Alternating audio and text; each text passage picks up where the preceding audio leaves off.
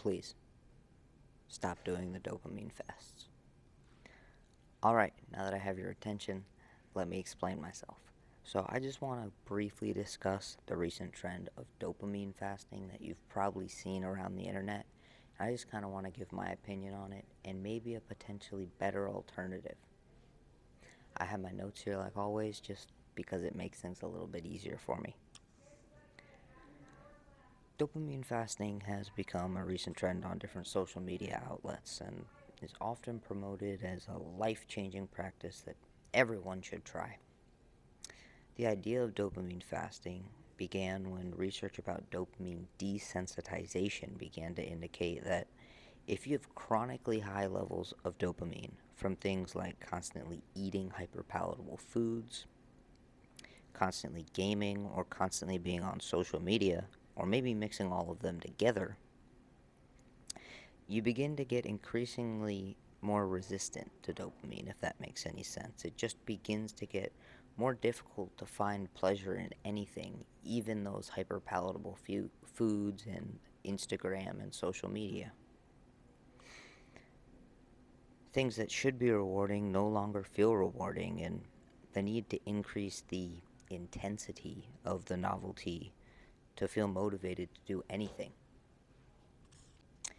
It's just like a drug addict needing to take more and more drugs to get the same high. You just begin to kind of feel meh about everything other than something extremely exciting.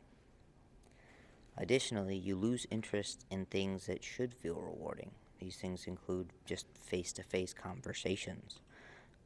They feel less interesting than a television show or an Instagram group chat. And natural whole foods like fruit and quality proteins, they begin to taste bland in comparison to potato chips and sodas. Simply, a lot of the new inventions in the 21st century are sending people down the path of not being able to find pleasure in anything anymore, unless it's very extreme and high level. A dopamine fast is when you purposefully avoid these extremely rewarding things like junk food and the internet for a period of time, and the hope is that you'll reset the dopamine system and find pleasure in the simple things again. And while I think there's nothing wrong with avoiding processed food and staying off the internet, there's something that I think most people would benefit from even more than a dopamine fast. This is deliberately doing hard things as often as possible. So Dr. Anna Lemke, in her book Dopamine Nation, describes what is referred to as a pleasure-pain balance. Simply, when dopamine goes up when you're seeking a reward, it will quickly fall below baseline once you've gotten that reward. And when it does fall below baseline, you're put into a state that feels almost like a mild depression. It's like a bank account. Let's say, for some reason, you have $1 million in your bank account and you want to have $1 million exactly for the rest of your life. Every time you decide to chase something extremely rewarding, you spend $100,000. So now, in order to get back to 1 million, you need to work enough hours to make the $100,000 back and put it into your bank account so you can once again be at 1 million. Now that we understand that concept, let's get back to deliberately doing hard things. When we do something that we don't want to do, initially we actually have a decrease in dopamine. That's why we feel unmotivated and resistant to actually do it. However, once you finish it, you get a large increase. Well, not large, but proportional increase in dopamine compared to doing the hard thing. If we go back to the bank account analogy, this would be like someone just randomly gave you $100,000. Again, for some reason, you'd like to have exactly 1 million, so now you have $100,000 to spend on whatever you would like. For me, I actually prefer to do hard things daily instead of doing all of them in one day. For example, instead of doing a bunch of chores on one single day, maybe do 10 minutes of chores every single morning to start off your day. And Now, these are typically going to be chores that you would rather not do, like folding your clothes or cleaning the house, just something that's a little bit unenjoyable and you feel a little bit resistant to doing.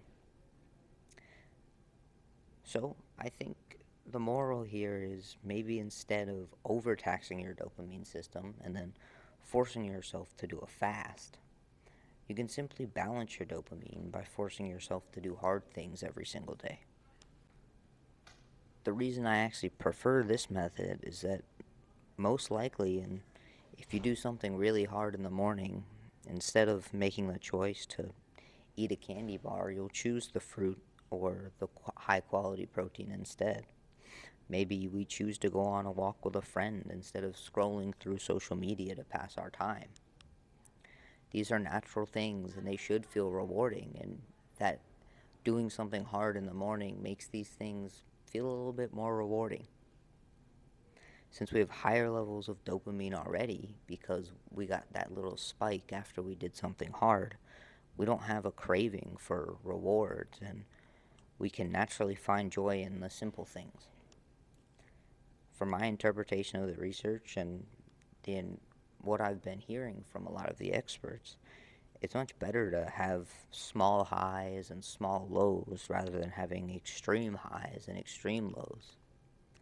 So I think the goal in life is not to hold ourselves back from doing anything fun or anything rewarding because we think it's going to mess up our dopamine system, but maybe we can implement strategies that make the simple things like friends and natural rewards feel just as rewarding as most Americans find McDonald's and Call of Duty.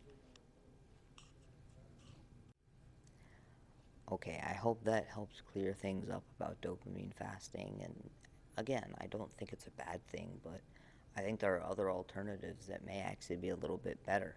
And now, if you want to do a dopamine fast, or maybe you just decide, hey, today I'm not going to use the internet, I think that's also a great idea. But doing hard things is also something that might actually benefit your life.